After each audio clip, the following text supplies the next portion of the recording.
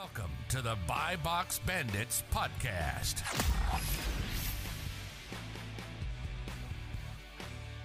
What's up, everyone? Welcome back to the Buy Box Bandits podcast. We got two awesome guests today, two of longtime Buy Box Bandits listeners, as well as our friends in the Amazon community. We have Tony and Rodriguez here. Rodriguez resells, KV flips, both dudes we known for over a year at this point now. We've been able to chop it up, share some game back with them. They both do Amazon as well as some other platforms and such. So let's talk about all that, how you guys got started, getting started reselling at a young age, making money when you're young, all that kind of stuff. So Tony, Kevin, Garrett, thanks for joining me, gents. Let's hear your guys' story, how you guys got into all this stuff. Appreciate y'all having us on. But yeah, I started in reselling in July 2020. I was doing retail arbitrage at, discount stores, Ross, Marshalls. Did that up until December of 2020, yeah. And then joined a Discord group called the Selling Fast Lane. I got and get it on Nike in there. Started doing shoes pretty heavily with Amazon. And, the rest is history. Right now I'm more focused on eBay, but, Amazon's a little down. Yeah, so I got started in December 2020. I also got in the Selling Fast Lane with Carter. Right now I made my own account on Amazon since I'm 18. Yeah. So you were previously using like an uncle's account or something, right? Yeah, my cousin's account. Yeah. Yeah. And what type of volume did you do prior to turning 18 on Amazon? Probably like 5,000 units around there. And that's I know that's several $100,000 of sales. Yeah. Yeah. Exactly, man. The no excuses on stuff. And you're also in Nebraska too. So if a 17-year-old can do it in Nebraska, you listening to this, they're probably well older than that, not in Nebraska, can do similar stuff so, on that. Rodriguez, take us through that workflow though, because I get messages all the time, and I'm sure Miles does as well, about people who are under 18 looking to start on Amazon, but using that as sort of an excuse to not get started. So what did that workflow look like? How did that kind of unfold in terms of you being under 18 starting? Well, I mean, I just went to school then after that I just went to work. We want to go Walmarts and everything, going bolo hunting. Oh yeah. I remember you sent me like those some type of like toy guns or something, like blasters or something. I couldn't find it, but I went out and looked for them. Yeah, we also sold weights in December too. So did you approach your cousin about the opportunity, and what did that? Yeah, I mean we're pretty close cousins, so I asked him like if we can sell. He's like, yeah, we can sell. I'm like, he knows I like selling stuff on like Facebook and everything, so we just. So it didn't take much convincing. No, and so you were already like messing around hustling stuff prior to the Amazon stuff? Yeah, sort of, like not that much, but like something though. And I was the same way when I was, I was a lot younger than this too. And those tendencies, man, you know what I mean? It wasn't even like you were probably, and I don't mean to put words in your mouth, but you probably weren't even worried about making money. You just thought it was like fun. You were just doing it like naturally. And I was the exact same way on stuff. And everyone that a lot of other people I know online that have had success with this type of stuff as well were the same way. So Kevin, you kind of gave us the broad stroke about your business 0 to 100. What did that upbringing look like? You said you joined the Discord community, Seller Fast Lane.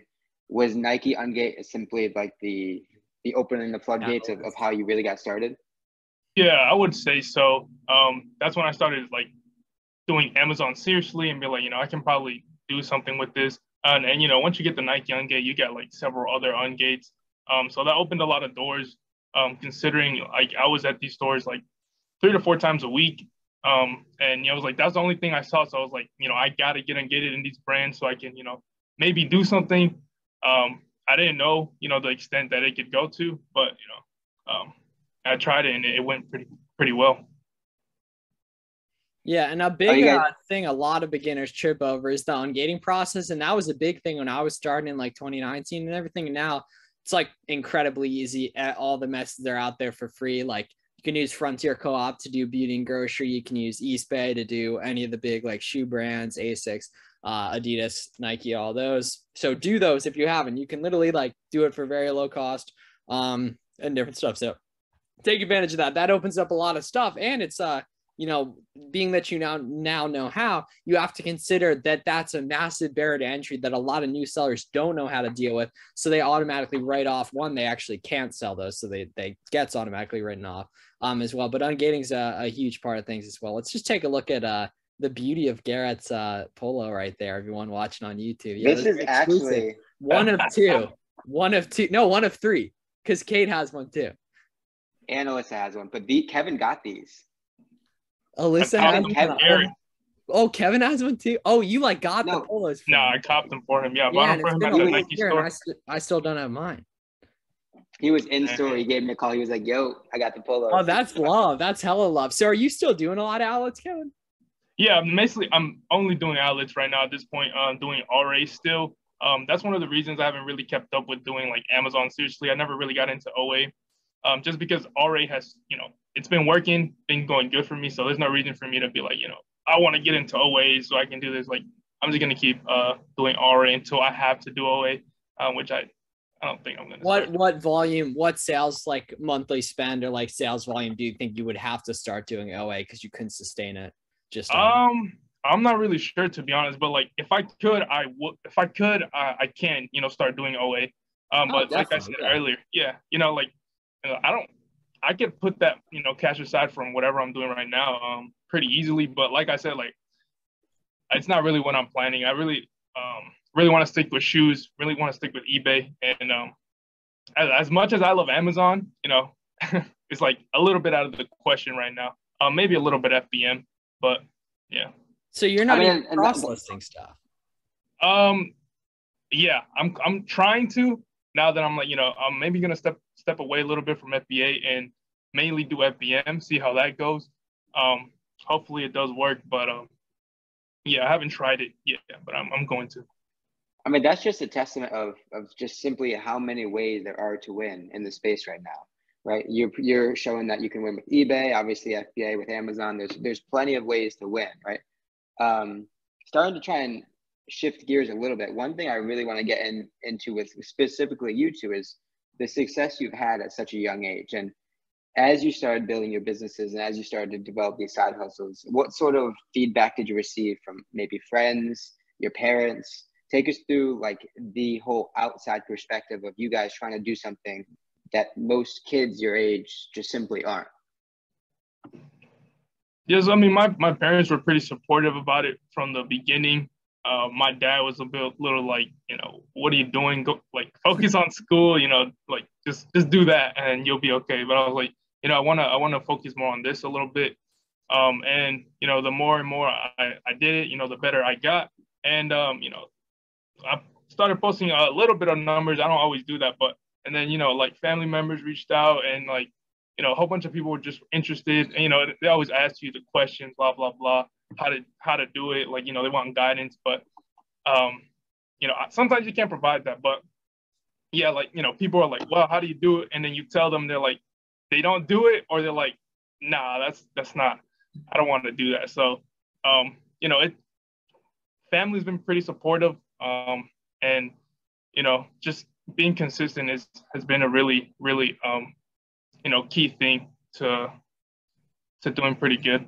Yeah, because what about your friends? Doing it for a while. Yeah, you know what I mean? They they're actually succeeding with it. I mean, I don't really have too many friends like IRL that are that I tell or that I could tell, because everybody's just doing their own thing. Or you could basically just say I really don't have a lot of friends. That's why I'm really deep into the Amazon community and the eBay online reseller space, because basically that's where all my friends are. So yeah, I mean, I really haven't had a lot of personal friends try to reach out. It's mostly just family members interested in hey, how do you do this? Can I start? Blah blah blah. Tony, let's hear it. Or what do they think of it? Because you're a couple years. Yeah. You were in high school a month ago, right? Mm-hmm. Yeah. So my parents at first they didn't really care. I mean, I didn't tell them at first. I told them you didn't even. How'd you get away with not telling them? Just kept it a secret. Ah. Yeah, I told them after the second month. I told them. Okay. Yeah, I mean. And what do they think of it? Because it's a very unique thing for you to be doing, for anyone to be doing. I mean, they're like a little skeptical about it, like, oh, how do you do this and that? I'm like, I just told them. Look at this super cool guy named Garrett I follow on Instagram. Okay. Another important thing is you guys, and I would say like this core four, humbly, I would say we've probably been some of the best, and you guys some of the best examples of, right, making friends online, making friends, this stuff, building relationships with people. And I kind of have an idea of what you're going to say, but was there any strategy behind it or anything like that? Or you just kind of like, yeah, that's what I'm saying. You were just doing stuff. You were in the game, you were in conversations, and naturally you end up making friends with people and great things come about that. You know what I mean? The networking, all that. And literally just having a page, posting every once in a while. I mean, Rodriguez hasn't posted since April, and I was getting on it prior to the podcast, but you've still done enough, right, to get to know a bunch of people through this so far. Yeah. Yeah, just got to put yourself out there. And, a lot of people, they don't do it, or they just don't want to, but it really does help. It really does. Yeah. Oh my gosh. They underestimate the value of it and drastically overestimate and overcomplicate doing it. Yeah. But it's incredibly free. Kevin, you have a YouTube. Yeah. What was the thought process in starting that, and when did it start? So I started doing YouTube seriously. Well, I've been doing it for even when I first started reselling. My internet good? Sorry, it says your network bandwidth. Oh, it's good. It's good. No, you're good. Yeah. I started, I really just was doing YouTube before anything, like doing gaming videos before, and then I deleted them. But then I started reselling and did that documentation. I wanted to do that documentation type of thing. And looking at it now, it's not really like documenting. It's just like the same videos over and over again. But going back to the documenting stuff, I just wanted to upload videos, show people stuff, and that's about it. And I just been doing that, doing 2 videos or 3 videos a week. The last year and 6 months, maybe now. So coming up that's 2 hard. years. Yeah. Like that's tough. Yeah, and that's one of the reasons I'm sticking with RA, because that's where I get all of my content from. Yeah. You can make content with OA, but you got to give away products and do this and that. Or you don't necessarily have to do it. I've seen videos where, Miles and Warner, they do their little examples, and they don't necessarily give away their products that they sell. They just, they just do the sourcing. But a lot of my content, all of it comes from that. And I didn't really want to give that up. So that's where I was with the crossroads of, do I keep doing Amazon, give up my channel and then give up doing RA, or, and not completely giving up, but, eventually we get to that point. It would get to that point. Or, do I keep, focusing on eBay, doing RA, keeping the channel alive, or, keep the content going. So that's how the whole YouTube thing came about. And you go into these outlets strapped up with the GoPro, right? Yeah, it's on my chest. It's like, it's hilarious the way people look at me, but I'm used to it now. Like before, I wouldn't do that. Like I'd have this little camera that I do so discreet, like just record and like whisper, but not like I couldn't care. Yeah, you build up the confidence and realize like people really don't care. And that's like the consistency part of making content is important, the networking part of it, and like the skills you learn. It gives you a lot of confidence and stuff. Like the average person walking down the street would be terrified to take a video of themselves. And I mean, I was too when I started, don't get me wrong. We all were. I totally was, you know what I mean? But then you do it, and then, now 3 years later, it's made me a whole bunch of money. It's made me a whole bunch of friends. And now, a lot of opportunities I'm lucky to have moving forward on that. I remember you have the edit. It was like, I think it was a reel where you dapped up the Nike employee and like the arrow was like goated Nike employee or something like that. Yeah, the Nike employees are pretty nice sometimes. And they let you film? Yeah, they let me film. They don't really trip about it. Like I've never had an employee like, hey, you can't record. I've seen a lot of videos where like someone's in the store and they're like, oh, you can't record. I'm like, what the heck? But no, I haven't had anybody tell me. I've had people tell me you can't resell stuff, but that's the only thing. You go to a lot of the same stores, yeah? So they're probably familiar with you? Yeah, of course. It's just, I guess life's easier when you're the man. I don't know. It must be nice. Yeah. You guys are both still in school? Are you both in college? No, I dropped out. Yeah, come on. Yeah, we're on that. That's old news for Kevin. Yeah, it's actually funny. It's actually funny. Rodriguez hit me up. He's like, "Should I go to school, bro?" I don't know if if it's okay me telling this, but like, he asked me and I was like, as long as you're making money, you're good, and this business, you're going to scale it, like no problem, be doing numbers. So it's up to you what you want to do. But like, he asked me and I was like, yeah, I told him I'm dropping out. And then I dropped out. So let's dig into that decision. What factors did you weigh? And again, how did that bode with your parents? So my dad didn't want me to do it. My mom trusted me a little bit more. And yeah, she was like, it's whatever. If you're doing what you want to do and, you're making money, you're all right. And my dad was like, nah, go to school, keep doing it. But after I showed him the numbers and, told him like, this is what I could be doing, but I'm doing this right now. He was like, all right, I'll let it roll. And just considering the fact that I was going to be doing this after I graduated, like either way, and not necessarily like, let's say I was going to go to school for accounting. So I wasn't going to be an accountant. I was just going to get my degree and then keep reselling. I didn't really feel the need to be like, not that it's pointless. Of course, it's like a backup, but I don't feel like I need it. Cool. So Tony, I don't actually know if I know the answer to this. Did you the social media reveal? Are you going to school or are you not? No. Tony, where are you taking your talents? Yeah. Bezos Academy, baby. FBA roadmap. Yeah. Yeah. Okay. So and again, same question for you. How did that decision bode with the people in your circle? I mean, they didn't really care. I mean, they want me to go to college, but I don't really want to go. Mm-hmm. Yeah, and either way, you could always go if you wanted to. Yeah, that's what I said. Yeah, like it's not like it's a door that closes. Yeah. The same way with reselling, you can always do it if you want to and everything. It just putting in the work and everything. So let's say I'm curious with both you guys. A year from now, what's your ideal situation in terms of like business, day-to-day numbers, all that? To be honest, I'm not sure, but I want to be making. No, something. What number gets you excited? What number? I don't want to be doing like you're really excited about.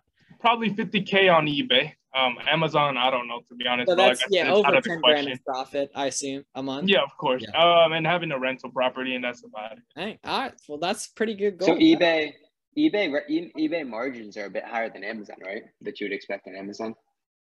Yeah, a little bit. A little bit. But you can do way more volume on Amazon. Oh, yeah. But I mean, you can do a lot of volume on eBay too. But like I said, it's like, What about you, Tony? Probably like 100K a month, 6 figures a month. That's probably like 10 grand of profit straight out of school, baby. 15, let's go. Absolutely doable, obviously with a lot of hard work, but absolutely doable being what you've seen other people do. Yeah. And bros, I was thinking about it. I was thinking about like last year, like some of the stuff you do during the day, it like sucks, but like I'm thinking back to last year, like, am I thankful I did all the stuff I didn't want to do last year that like every single time, yes. Every single time, yes. Like, there's some stuff that the delayed gratification, like every single time, yes. Like, I'm thankful we did the stuff we did last year. And that's the thing too, right? Like, our output per hour these days, sourcing is a gazillion times higher than it was last year, right? The content gets viewed by way more people than it did last year. It all compounds. And you also underestimate the skills you pick up over time too, and everything like that. You know what I mean? Yeah, it's a beauty. Yeah, and that's probably the biggest piece for people starting out to understand and kind of wrap their minds around is they're putting in all this hard work in the beginning, sourcing with not that much effort or with not that much success, right? The conversion is going to be low in the beginning, but as you put in the sweat equity, just like Miles pointed out, the return on those hours just gets exponentially more valuable. Like you're sourcing when you're started, you're underpaid, you don't know what you're doing. Takes time to learn, right? And that's kind of thing too. Like people think this stuff's gonna work so quick. No, like there's a reason like college is 4 years long. Like it takes a while to get good at stuff and everything. And it's completely unreasonable to be very good at Amazon a month in. You know what I mean? It takes me a while. Like I'm way better now than I was last year. I'd say I probably like figured it out like September, August of last year. So I was like 6 months after I'd started in March and everything, but like it should take a while. And that's why for those of us that stick around, right? How many people, and it's actually like of people who actually make content, it's really not that many in general, but like the people who have stuck around the year we've known each other and everything, pretty much everyone's doing pretty well. Everyone that really went hard on stuff, is doing pretty well. And imagine a year from now and 2 years from now, the way your skills are going to compound, the relationships are going to compound, the choices you make today to learn, to commit to, all that. It's a beautiful thing. And one last thing on the compounding stuff too, right? With OA, you're drastically underpaid when you start, but 6 months from now, there might be stuff you're repurchasing. And then the multiplicative effort of finding that today is so much more drastic than a normal item. And that's why I love the, you know, kind of just the idea of the compound effect and everything like that, gents. Multiplicable effect. Multiplicative effect. Yeah. It's true though. Like the repurchasing an ASIN, that's tweeted from the seller amp account earlier. It's much easier to buy like 10 of an item than it is to buy, or to buy 100 of an item than it is to buy 10 new items. 10 of 10 new items. Yeah, I mean 100%. Easier to replenish than just to find new items. All that. It's a beautiful thing, boys, and it just gives. I'm saying, man, all the stuff we did a year ago, if I could do it over again to get where I am today, every single time, yes. You really underestimate what you can do in a year. I would do more. You would sleep in the warehouse more? Well, I mean, ooh, yeah. To get to where I am now, I mean, life is good, right? Life is good. No complaints in Miami for a month. Tony, one thing I'm curious about, take us through your day-to-day or your that's daily a good routine question. Yeah. day-to-day. You're living large now. As long as you're bringing in the cash you need to. I mean, now being a fully self-employed professional, take us through your day-to-day.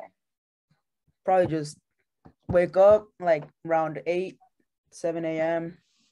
Then I don't know, just nothing. I don't really do anything that much. I just order product. Yeah, I mean that's the big input for you. You know what I mean? That's the needle mover for all of us. I mean, and so when's the content game coming back? Yeah, come on, man. You're tripping on that. Yeah. I'll post one tomorrow. I'll post a reel tomorrow. Sweet. And now just off this, you have a story. You can tag the Buy Box Bandits account, right? It's content's so easy when you're actually like trying to do it. Like dudes are like, I have nothing to talk about. Like you sell stuff all day. That's literally what I make videos about. Like whatever. Like you have it. You just don't actually want to do it, which is fine. Yeah. But it's good if you do it. Mm-hmm. Kev, what about you? What's your day-to-day look like? Yours is probably a bit more engaged, right, with going to stores and stuff. Yeah, I usually let me get into it. So, like, I wake up at 8 a.m., usually 8 through 9, eat breakfast. And then when I go source, it's usually once or twice a week. I go source, and I'm usually out all day until like 6. And each trip, I get around like 50 to 100 pairs of shoes. Oh, wow. Yeah. So I don't really go out every day because the outlets are 1 hour away from me. But when I do go out, I get a good amount. And, you know, after sourcing, I just go to the gym and then come home and chill, process everything. Going to the gym, trying to look like Garrett, right? Yeah, I try to look like Garrett. All right. So you're traveling far to the outlets and everything. Give us the outlet pro tips, what sections you're looking at first, best days to go for discounts if there are days, all that. Give us the little couple minute spiel, best practices for Nike outlets and other ones as well. Yeah, so for the Nike outlets, I think they start most of their sales on Thursday or Friday. One of those days, they usually have the discounted, the wall on the back discounted. But if you're selling on Amazon, you don't need to go there. But you want to check the shelves where the shoes with the boxes are. The box lids, yeah. Yeah, with the lids. A lot of them, or most of them should. Sorry, not most of them. Some of them are gonna have additional discounts now. Before they didn't. So they're going to have additional discounts, and maybe the employees in the front are going to let you use an additional 15% off. And when you do that, like it's game over. It's really, really easy to source because all of the shoes are not like literally most of all the shoes in the Nike store or the Adidas store or any other store, they're ranked on Amazon, like ranked to where like you can buy them and they'll sell within a month. So it's just, you know, about scanning. Most of the Nike outlets are the same. Some have different items. So you just want to keep going until you get to know the store. Same with Adidas, but with Adidas is a little different. You want to use additional discounts, or else you're not going to be making money on anything. How do you know about the additional discounts? So you got to make an Adidas account. You got to get like 8,000 points. 1 point is 10 points, so you got to spend like $800 to get a 30% off, additional 30% off of the 50% off sale. So in total, you get like 65 or 70% off of your shoe, and that's how you're profitable on Amazon. You're not profitable by just going, oh look, the shoe is 50% off retail. Nah, it's going for Not like always. less Yeah, than in that. many cases, but it's that extra margin that creates you can price differently than people. You can buy more potentially because your average cost is lower. All that pretty cool. Gents, if you could start over on Amazon to get where you are now quicker, what would you do differently, if anything? Ooh, that's a tough one right there. Well, that means you're pretty happy with how quick you got to where you are, probably then. Yeah, I mean, Tony, you want to say it because I'm in here a little bit. Deflect. Go into 08 earlier, probably. Yeah. That's right. That's Yeah. it. Like maybe start with OA. That's it. Like, because if I would have started with OA, like I wouldn't be doing RA and doing all this. But who knows? But that's just how I think. So being that you're heavy into the eBay, I'm actually pretty curious in terms of like some of the numbers that go into it. If you buy a shoe, what's your expected turnaround time in terms of when you're trying to sell it? Like, do you have a range that you're trying to go with? And before we get there, because most of our audience is going to be Amazon sellers, how do you even distinguish between whether you can sell a product or not on eBay specifically? So, with determining whether I can sell on eBay or Amazon, it's just depending on where I look it up first. Because, like I said, I go to the outlets, so all the shoes that are at the outlets are ranked, like, and they could sell easily on Amazon. So it depends on what I want to do. But lately, I've just been doing eBay. So I look up on eBay, look at how many have sold. I usually try to turn around inventory around 90 days. Sometimes it's a little bit more than that. But that's how. And then now with how I'm going to do it with FBM is if Amazon isn't on it, I'm going to list it. Because a lot of the Adidas shoes I have, like Amazon's on the listing. So it's unfortunate, but it's reality. Yeah. But I'm just, whatever the Amazon is not on, I'm going to list it. And if I have multiple quantities of it, even better. So you don't compete with Amazon on anything? A lot of times I don't. Right now, I just tried it out to see like if I can get the buy box. I have one shoe like that's there, and like, no, I haven't sold it, and but that's why I usually don't like competing with Amazon unless they're like out of stock or something. And what's your ASP on eBay? So right now, it's $80. It's a little high. That's the moon. Yeah, you're cranking some expensive stuff then, definitely. Yeah, it's a little high, but with the inventory that I'm sourcing now, it's guaranteed is gonna go down. So it's probably gonna be around $70 throughout the year. But that's the average sale price. Damn, so how many shoes are shipping out behind there? Garrett right there? Oh yeah. See him going? That's a gorgeous building right there. Yeah, it's pretty cool. How many shoes are you shipping out a day on eBay? Oh boy, Kevin's lagging a little bit. Around 10. Back. Oh. Okay. Oh, am I good? Yeah, you're good. I'm sorry, guys. No, it's no problem. No, you're good. And do you know your average margin that you're all right? So I'm shipping around 10 shoes a day.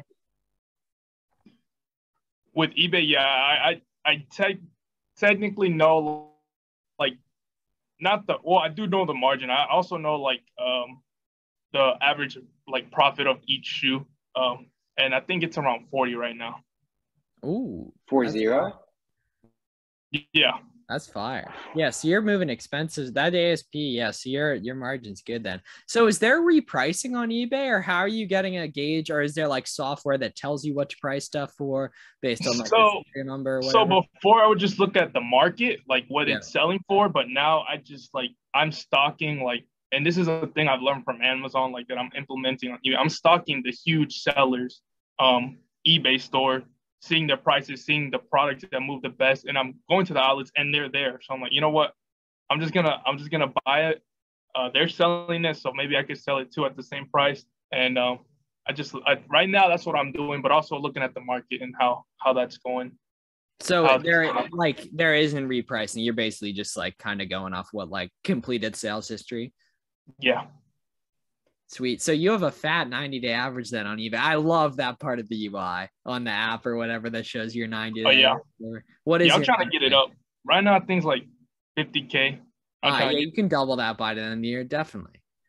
Yeah, you can definitely rip that. Yes, 10 pairs a day. It's like 300 pairs a month. Yeah, you can totally get that up, especially if you mix in some OA. too, right? I'm sure you could with some creative couponing, you get that. Oh, they got the American flag up there too now. That's what I wonder what the people that live in that bit, like what the lighting's like on that. Yeah, they got the American flag up right now. And everything. Okay, good question. Okay, so for people who they want to start getting in the community, making friends the way we've all done, like what's your piece of advice in terms of like getting started with your Amazon, Instagram, getting in the community and all that? Because it's really simple. I know what I would say. I'm curious what you guys would say though. Post and just have Miles recognize you. No, I'm just kidding. Go ahead. Well, that helps. I mean, I'm not gonna lie, that part helps at least in my eyes. Go ahead, Tony. Oh, YouTube. Go watch videos on YouTube. Just binge watch the videos. No. I don't mean learning. I mean like getting in the community the way you guys have. Probably just comment down in everybody's post. Just. Yeah, I remember Tony. You were also like in every live stream too. You were. I don't even know how you were available enough to be in every live stream, but that I just noticed. Right, you were just in the game so much, right? And then I added the group chat, and then now you know a bunch of those people. Yeah, I remember the running joke back then was like, oh, Rodriguez pays people to come to our lives. He's here. That's insane. Yeah, he has the VAs or something to me in on that. Absolutely. Yeah, so you got to comment, you got to follow, and then that's going to lead to DM, and basically, I mean, the best advice I would say, like, make content, try to make it original, because a lot of the content that's out there is like repurposed or like kind of the same, but yeah, try to be a little unique, but also putting content out there is just going to help you tremendously. Oh, it definitely. Oh yeah, I'm such a huge fan of that. Absolutely. So we got so we're recording this about early July. Q4 is right around the corner. It'll be here before you know it. Do you guys have any specific plans and strategies that you're going to implement for Q4, or just business as usual? Just buy more, sell more, All right, hey, I like it. That's probably the best strategy, I would say, in terms of the actual tactics. Rodriguez, what about you? Probably I think the same. The classic ask and then interrupt. Go ahead.